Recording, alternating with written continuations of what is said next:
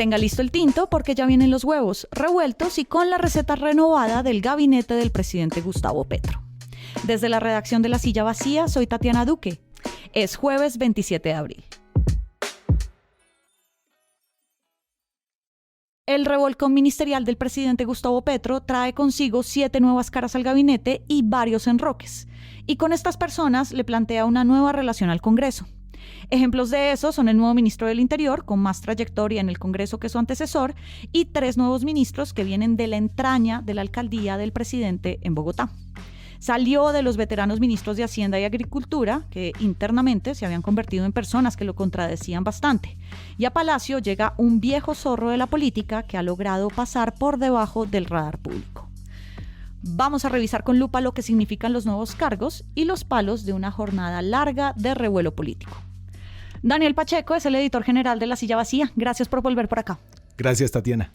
Bueno, ¿al final se rompió la coalición como Petro dijo o se renuevan estos nombramientos? A ver, yo creo que primero que todo se está decantando todavía, pero así como en esta primera mirada, creo que la coalición se recompone. Al menos es claro que salen 2 fichas claras del Partido Conservador y del Partido de la U, que era la ministra de los TIC, Sandra Urrutia, y el ministro Guillermo Reyes de Transporte. Pero entra Luis Fernando Velasco, que es un liberal disidente que todavía tiene mucha incidencia dentro de la bancada. De hecho, él estuvo detrás acompañando esa carta de disidentes liberales contra César Gaviria luego de que el César se metió en la reforma de salud. Entonces, creo que es muy temprano para decir que se rompió esa relación transaccional con los políticos del Congreso, sino que se está armando de otra forma. Y una mirada más amplia de este cambio es que fue un cambio político. Es decir, Petro no sacó a los ministros que lo estaban haciendo mal o regular, siguió con el canciller Álvaro Leiva, que había tenido varios tropiezos, siguió con el ministro de Defensa, que tampoco ha tenido buenos resultados. Es decir, su lente en estos cambios fue definitivamente un lente político. La causa de las peleas con las cabezas de los partidos tenía nombre propio y era Carolina Corcho, que fue hasta ayer ministra de Salud. Ella estaba en las cuentas de salir, pero cuando la reforma fuera aprobada, ¿qué pasó para que saliera tan rápido? Precisamente la salida de Carolina Corcho, que era de la entraña del pacto histórico, muestra que este es un revolcón de gabinete que no se puede ver simplemente como que se rodeó de sus amigos, porque también se dio y envió un mensaje de apertura. Yo creo que lo que vamos a ver es un rebarajamiento un poco de la estrategia política con el Congreso, ya no con las cabezas de los partidos, sino con congresistas individualmente para lograr tener algún tipo de mayoría para avanzar sus reformas este semestre. Hubo una sorpresa para muchas personas y fue la salida de José Antonio Ocampo, el ministro de Hacienda, y que él se suponía que era el arquero, el papá del gabinete, el bombero. ¿Qué pasó con Ocampo? Dicen que Ocampo en las reuniones se reía de los propios stickers que repartían de él como el bombero y el arquero del gobierno. José Antonio Ocampo creo que también se sorprendió ayer. En la mañana nosotros supimos que había tenido una reunión con una calificadora de riesgo con Moody's y lo que les dijo a los de Moody's es que él creía que se iba a quedar. Entonces su salida creo que sorprendió a todo el mundo, incluyendo al Ministerio de Hacienda. Ocampo era además un vínculo con el establecimiento económico, con la intelectualidad liberal, pero había tenido algunos roces con el presidente Petro, sobre todo al armar la junta directiva de Ecopetrol, donde él había tenido mucha influencia y hubo algunos de esos nombramientos que no le gustaron al presidente Petro. En ese sentido, este también es un cambio en el que Petro muestra que se le llenó la copa de personas que lo contradijeran, no solamente en privado, sino públicamente como lo había hecho Ocampo. Y también como ya lo había hecho Cecilia López, la ahora exministra de Agricultura. Esa es otra muestra de la ruptura con ese establecimiento liberal. Y con esa actitud un poco desafiante y pública contra el presidente y contra un sector del gabinete del presidente y del pacto histórico. Cecilia López sentía que estaba más allá del bien y del mal y en ese sentido Petro se lo cobra, ¿no? Ella había sido como casi que desafiante y había contradicho muchas de las posiciones que son del corazón del presidente.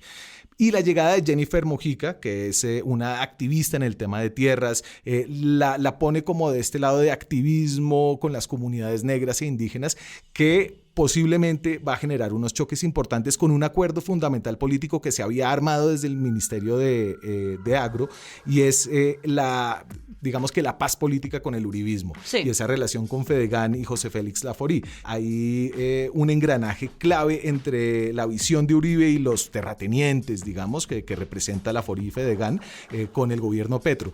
Mujica creo que no va a poder hacer y cumplir ese papel. Y hay 3 nombres que Petro trae nuevos al gabinete que ya tienen el cuero duro porque ya han trabajado con el presidente cuando él estaba en la alcaldía. Los nuevos ministros de Salud, de Transporte y de Hacienda. Y eso habla un poco de ese otro ángulo de la crisis ministerial, y es que Petro sí se está rodeando de gente conocida, gente que lo aguanta y que le duró esa alcaldía en la que se fue casi todo el mundo, excepto estos 3 funcionarios, sí, y gente que no lo contradice en público, que sabe cuidar su ego, que sabe cuidar su temperamento. Y entran a 3 puestos claves: a Transporte, Hacienda y a Salud. Y a Palacio llega Carlos Ramón González, que fue el dueño y prestamista del Partido Verde, y también un viejo zorro de la política que puede ser otro operador político en la Casa de Nariño. Carlos Ramón González, que también fue militante del M19, bueno, llega con una condena penal a cuestas al DAPRE. Creo que eso será un hito en la política colombiana por falsedad en documento privado de hace muchos años, condena ya cumplida.